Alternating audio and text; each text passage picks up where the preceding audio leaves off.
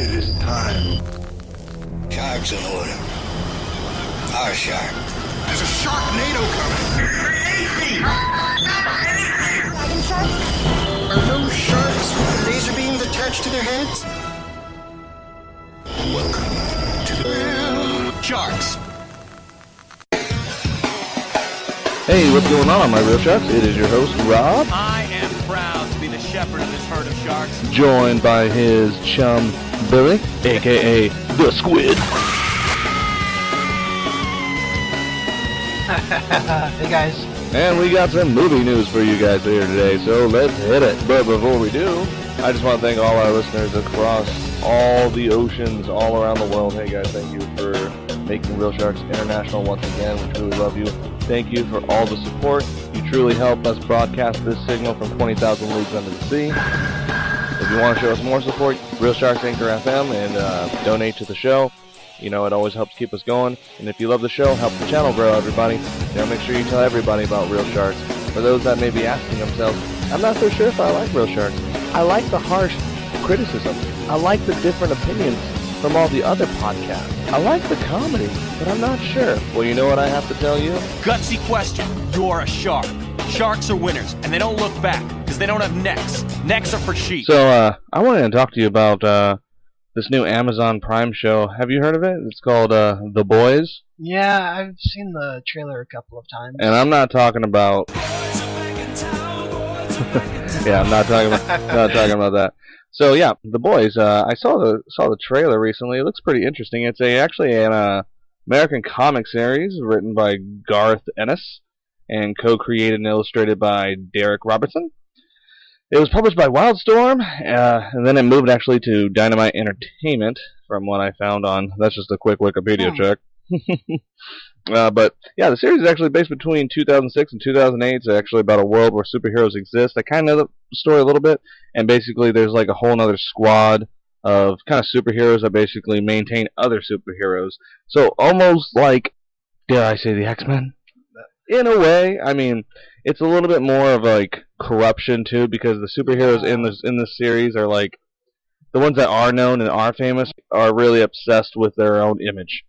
Yeah, I kind of could tell from that, from like the trailer. Okay, so they're like kind of like being treated like a demigod or something. They're like more worried about their PR, you know what I mean? It looks interesting. I mean, there seems to be this, as we've talked about a few times on the show, the streaming war has begun. Amazon Prime is starting their trending new superhero show already, which they've chosen to do The Boys. And then we also have the Watchmen coming out, I believe, as well. Yeah, on HBO.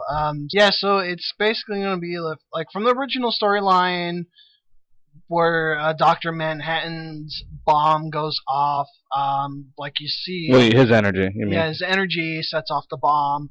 You see like a lot of like couple of people wearing the Rorschach mask, who's like kind of taking up the underbelly of things. So this is like a whole after Rorschach is dead, after Dr. Manhattan has unleashed his, from Zack Snyder's version, after Dr. Manhattan has destroyed New York and all these different points around the world. In the original series, it's actually aliens. Yeah.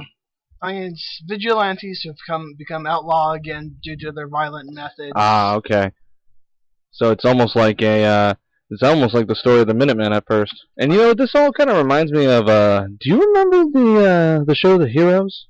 Oh, Heroes? Yes. I love that show. You liked? Okay, I got a lot to say about that. Yep. I think it only ran for, I believe, 3 seasons. 4 seasons. 4 seasons, okay, I stand corrected here. So, yeah, you know, I actually really did like that show. Past the second season, I was done, though. And the reason why is the formula they had written for their main character, Peter Petrelli. His character was probably one of the strongest characters ever created in all of superherodom. All of comics, all of TV series. I mean, he was a character that could absorb other characters' powers and basically use them like a deck of cards. And what I didn't understand about that show is, why do you take your primary hero and basically make him lose his power every single season and do this whole repertoire of having him trying to figure out how to get his powers back? You know, at one point he loses his memory. The next point, you know, he loses his powers completely. And the first season was so awesome with them trying to figure out who Cyrus was and the cheerleader, and your introduction to Hero and everything like that. I mean, it was really, really a really good show, but I thought it failed. It was like a Dexter-ish kind of disaster. Yeah, I mean, honestly, the show could have ended at the third season. I mean, I'm with you. After the second season, I was actually done with it. I couldn't stand it anymore. They were just going off the rails with everything. I mean, my favorite character, and I'm gonna be honest, my favorite character was Siler. I actually liked him being the main villain. Yeah, the main villain. Yeah, he was an awesome, and that was what was great about some of these hero TV shows. You got to really get in depth with some of the characters. I don't know. It's interesting because now you see them kind of branching off. Now Amazon, Hulu, Netflix making their own superhero series that they buy, and basically these scripts that could basically be movies, and they are stretching it out into a series almost. Now, whether that's going to work in the long run, we'll see. It's like a lot of them are trying to be competitive with Netflix and basically going up against Marvel now with their own and doing their own comic book stories because they've seen how popular they can get and how many subscribers they can get because it's just going to be a war right now with this. Well, me and Lucas Maximus were talking about on one of our episodes is how Netflix is actually getting all their Marvel stuff pulled because Disney owns Marvel and Disney's now trying to buy Hulu, and basically I'm pretty sure that merger is almost complete. They're going to lose all their Marvel stuff anyway, so Netflix is going to have a answer to some of these things. And we're going to actually take our first commercial break. We'll be right back.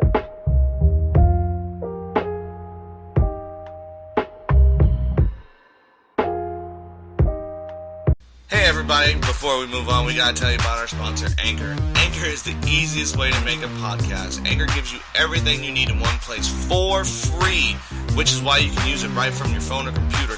Creation tools allow you to record and edit your podcast so it sounds great and authentic. They'll distribute your podcast for you so you can be heard everywhere from Spotify, Apple Podcasts, Google Podcasts, and many, many more. You can easily make money from your podcast with no minimum listenership. Download the Anchor app or go to anchor.fm to get started. Do you or someone you know struggle through life with anxiety-related mental disorders? Ever get that feeling that you are one of the few? I'm here to tell you that you are not alone. Take a journey with me as I talk about key points in my past and how they may have led to me being diagnosed with anxiety and panic disorder. After which, we will talk about different ways to tone down the anxiety and maybe even beat it together on anxiety. The easiest way to remember the name is by thinking about how one searches for a state of zen in the midst of the anxieties of life. My name is Gerald, and I'm the host of Anxiety.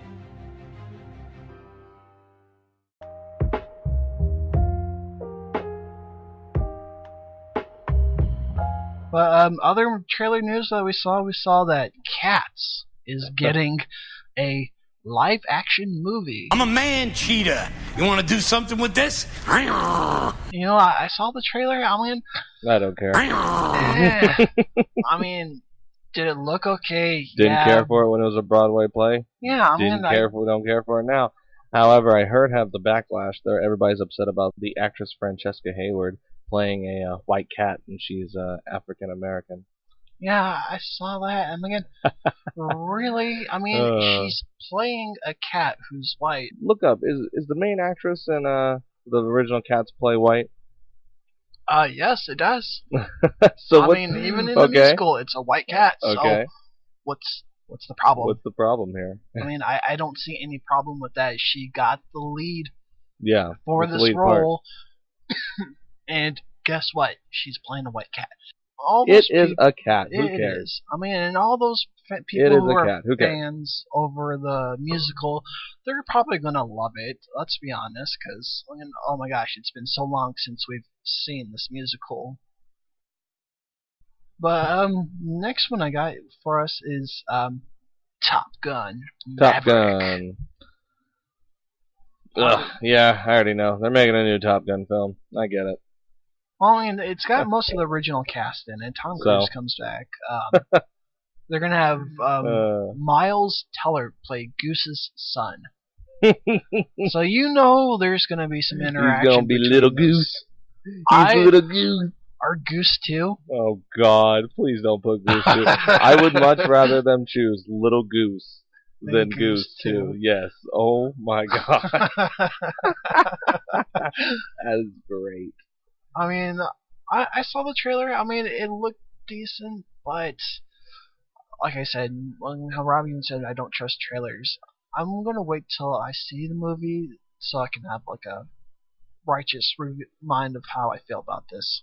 That gets me to a point though. You know, trailers, man. Do you trust trailers anymore? Honestly, because I will tell you, I will go back to the moment in time with everybody and share a personal moment of this host with all of you, my listeners, of when I truly lost faith in trailers. What's that? Okay.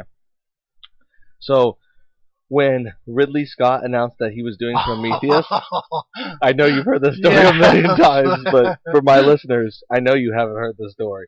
So, when Ridley Scott announced that he was doing Prometheus, I was excited, went and got the good seats at the Harkins, the leather ones that vibrate with the meals and all that. Oh, yeah, I went classic. You want fancy. I took my date to that and everything. Let me tell you what. I do know she told me at one point in time, she looked over at me and she was like, I just saw you sitting there with your hand on your face. And I was like, is he enjoying this movie?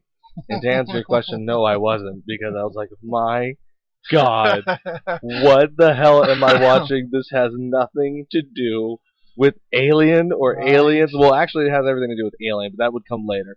I was like, what does this have to do with anything, Ridley Scott?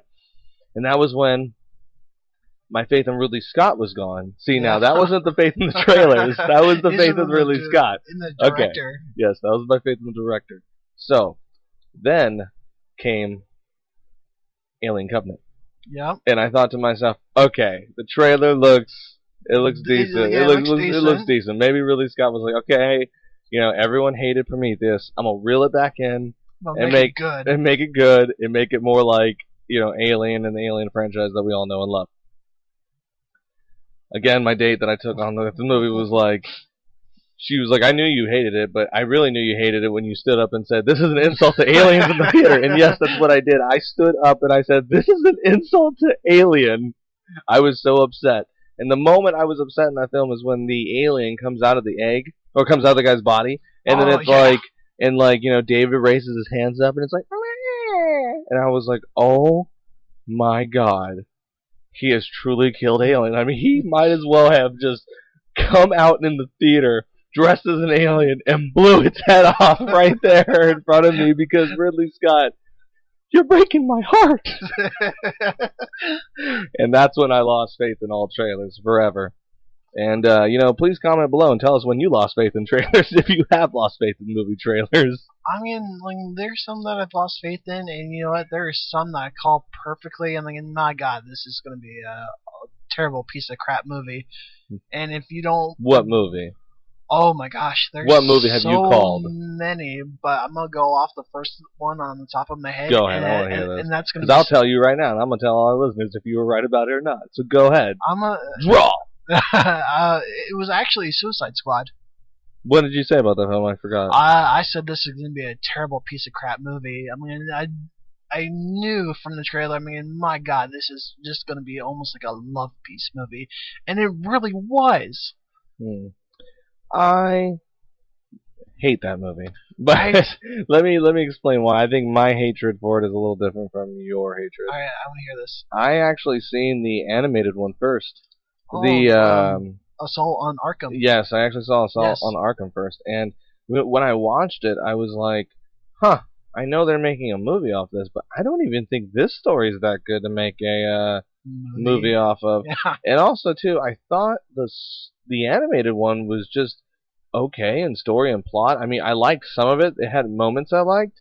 Like, I like how the Riddler was the main villain. And if you're all going, wait, what? The Riddler was the main villain? Yeah, in the animated one, he was the main villain.